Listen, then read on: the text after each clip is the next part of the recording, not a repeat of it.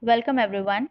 Today we will discuss about separating the components of a mixture. Now this topic is very important in that we will be discussing about different separation methods which depends on the nature of mixture. Now we know that how mixtures are formed. Mixtures are formed by mixing different components together. So on the basis of the nature of the mixture, we can apply different separation methods to separate the components with which that mixture has formed. It is given here. We have learned that most of the natural substances are not chemically pure. The most common example in this category you can give is that of air. Air is a natural substance, but it is not chemically pure. It is a mixture. The next example which you can give is seawater. It is also a natural substance.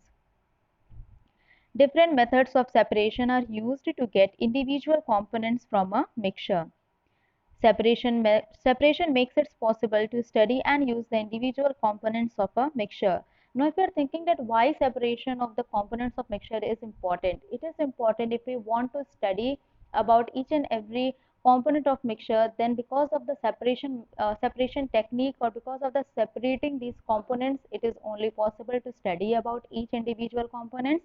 Apart from that, if we also want to use any of the component only of the mixture, then also this separation technique is very important. For example, in case of milk, now we know that milk which we are getting, it also contains fat. But if you will see some of the milk packets which you are getting from shops, in that if you in that you can easily find they are also mentioning the percentage of fat in milk. So how they are able to adjust the fat, or how they are able to even remove all the fat from milk, it is because of the separation method only. Heterogeneous mixtures can be separated into their respective constituents by simple physical methods like handpicking, sieving, filtration that we use in our day-to-day life. If we are talking about heterogeneous mixture, I hope that by now you must know about homogeneous mixture and heterogeneous mixture. Heterogeneous mixture is the one which is non-uniform in composition. So if we want to separate the components of heterogeneous mixture, then it is very easy, and just by applying simple methods we can separate. For example, if stones are mixed with sand, then we can easily separate these stones from sand simply by hand picking or by using a net. This thing you can also see at any construction site, that if they have to use sand, then how with the help of net they are simply just removing sand and stones. Or by filtration also. Suppose if you are having chalk powder in water, then simply by passing through filter paper you can separate chalk powder and water. So these are the simple methods by which we can easily separate the components of heterogeneous mixture. Sometimes special techniques have to be used for the separation of the components of a mixture, but sometimes we need to use certain equipment, certain other techniques to separate the components of mixture. So about different separation methods, one by one we will be studying. So the first one is how can we obtain colored component which is dye from blue or black ink.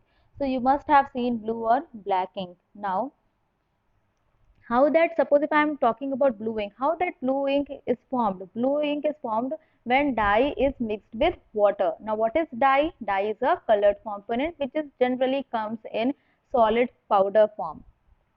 So for this one activity is given, which is very easy. Now these are very easy to understand. Activity 2.4, fill half a beaker with water. Put a watch glass on the mouth of the beaker, which is shown in figure 2.5. Put few drops of ink on the watch glass. Now start heating the beaker. We do not want to heat the ink directly. You will see that evaporation is taking place from the watch glass. Continue heating as the evaporation goes on and stop heating when you do not see any further change on the watch glass. Observe carefully and record your observations. As you can see here, one figure is also given which is showing evaporation. If we want to separate dye from ink, because ink is a mixture of dye and water. So how, if we want to separate dye, then how we can separate it? Definitely by evaporating water from ink, and whatever the leftover component which we will be having, that will be dye, which is the colored component. So how to perform this activity? You can see that in a beaker, it is half filled with water, and over the beaker you can see one watch glass is kept, and in that watch glass few drops of ink. Then when you will start heating this, as you can see, one burner is put under beaker. So when you will start heating it, you will find that ink will be, sorry, you will find that ink which is kept in watch glass, something is evaporating. So what is evaporating? Water is evaporating, and when you will keep on heating like that, you will find that evaporation will also taking, it is also taking place continuously, and at the end you will find that when no more evaporation is taking place, then you will be having one colored component which is dye. So that is what it is given here. Now let us discuss this once again. So I hope that you have understood the arrangement. The arrangement is very simple, which is shown in figure.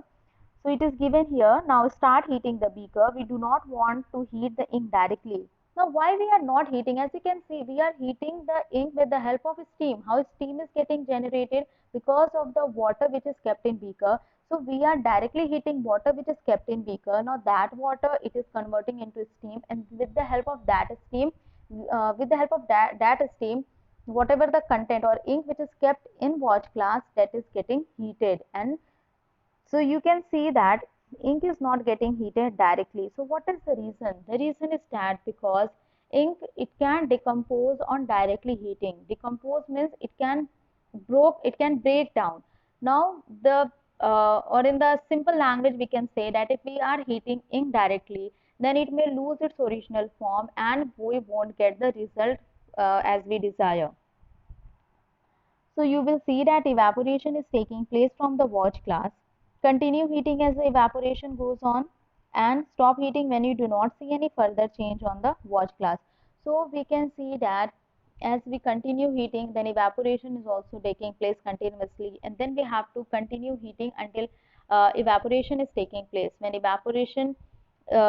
no more evaporation is taking place, then we have to stop heating, and then we have to observe carefully, and we have to record our observations. So on the basis of this, some of the questions are given, which is, what do you think has got evaporated from the watch glass? So from the watch glass, water has evaporated. It is because ink is a mixture of water and dye. Is there a residue on the watch glass? Yes, there is a residue. When evaporation stops, we find that a residue is left on the watch glass, and that residue is the colored component which we call as dye. What is your interpretation? Is ink a single substance, pure, or is it a mixture?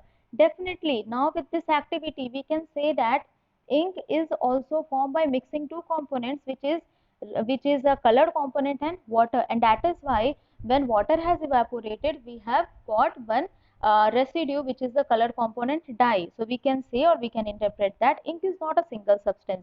If ink is a single substance, then nothing should be left over it. So ink is not a single substance, it is a mixture of water and dye. We find that ink is a mixture of a dye in water, thus we can separate the volatile component. Now what is volatile? Volatile component here is the solvent, which is water. Water is solvent in case of ink, and dye is solute from its non-volatile solute by the method of evaporation. So I hope that you have understood this activity. It is very easy, just we have to observe the figure which is given for this activity, that how we are just carrying out this separation technique with the help of evaporation.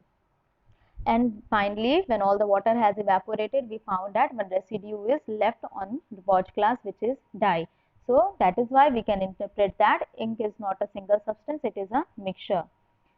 Now the second one is how we can separate cream from milk. Now this is very important also. So the name of the technique which we will apply to separate cream from milk is said to be centrifugation. As I have told you also about this, for which we are generally using for the colloidal solution. And you know that milk is also an example of colloidal solution. That is why we are applying this technique of centrifugation. It is given here. Nowadays, we get full cream toned and double toned varieties of milk packed in polypacks or tetra packs in the market. So you must have seen that different brands are there, like Amul and all, that they are selling their different varieties of milk, which is having different percentage of fat, which is tone, double tone, or having fat percentage of like different percentage of fat. So how they are able to adjust this, or how they are able to put the desired amount of fat in the milk. So this is because of this separation technique, which is said to be centrifugation. So whatever the factories, the plants which they are having, in that they have installed this technique. With the help of that, they are able to get the desired amount of fat in milk. These varieties of milk contain different amounts of fat. So next time whenever you are purchasing this, then you can see also they are mentioning the percentage of fat. Activity 2.5. Take some full cream milk in a test tube. Centrifuge it by using a centrifuging machine for 2 minutes. If a centrifuging machine is not available in the school, you can do this activity at home by using a milk churner used in the kitchen. So if you are going to ask at your home also about the milk churner or how the homemade ghee is prepared, then they will tell you. So the general meaning of this centrifugation technique is that you have to rotate this type of mixture, which is colloidal in nature, colloid or colloidal solution in nature. You have to rotate at very high speed, and then you will find that the whatever the components are there, they will be separated. So if you will ask this at your home, you will definitely come to know about this. If you have a milk dairy nearby, visit it and ask how they separate cream from milk and how they make cheese from milk. So this is very important. Like I have said, so the simple or the basic concept of centrifugation is that to rotate a mixture at very high speed. And when you are rotating a mixture at very high speed, then what happens? The less denser or the component which is having low density, that will form the upper layer, and the component having high density, that will form the lower layer. And that is why I am saying that if you have seen that how homemade ghee is prepared, or if you have not seen, if you are going to ask at your home, then you will come to know that how homemade ghee is prepared. It is very easy. It's simply a rotation is taking place at a high speed. It is even can be done manually. Nowadays different machines, different equipments are also available, but it can also be done manually. Now answer, what do you observe on churning the milk? Explain how the separation of cream from milk takes place. So when you will churn the milk, after that what you have observed, that you have to note down, and then you have to also explain how the separation of cream from milk takes place. So the reason is that if you know that cream, it is having low density as compared to the milk. That is why when you are rotating the milk having full fat at high speed, even you can do this by your hand manually. So you will find that cream will form the upper layer as it is having lower density than milk. Sometimes the solid particles in a liquid are very small and pass through a filter paper. For such particles, the filtration technique cannot be used for separation. This we can easily apply for milk. We know that milk contains fat particles and all, but these particles, they are very small, and that is why when we are passing milk through filter paper, then these particles, they are also getting passed through filter paper. Such mixtures are separated by centrifugation. So the name of technique is centrifugation. The principle is that, now what is the principle behind this technique? Please underline this. The principle is that the denser particles are forced to the bottom. That means particle having higher density, that will be forced to bottom, which means it will form the lower layer, and the lighter particles stay at the top when spun rapidly. So when you are spinning it, or when you are rotating the mixture at high speed, you will find that the denser particle, they will settle at bottom. They are not getting settled at bottom, but they will form the lower layer, and lighter particles, they will stay at the top. Now a lot of applications are there of this technique, which is used in diagnostic laboratories for blood and urine test, used in dairies and home to separate butter from cream, used in washing machines to squeeze out water from wet clothes. Like I also told you when we were studying about colloidal solution, that we are performing this technique. So the dryer in the washing machine, the that compartment, it is also using this technique of centrifugation to squeeze out water from wet clothes. So this is about the two techniques which we have discussed. So the first one is the process of evaporation. Basically it is with that, or the technique is that of evaporation. With the help of that we can separate the components of ink. And the second technique which we have discussed, which is very important, is centrifugation. With the help of that we can separate cream from milk or butter from cream. So by applying this technique, and this technique is also having a lot of uses in different fields, as you can see in the diagnostic laboratories, in washing machines, and then dairies, farm, and different areas also we find that this technique is used. Thank you.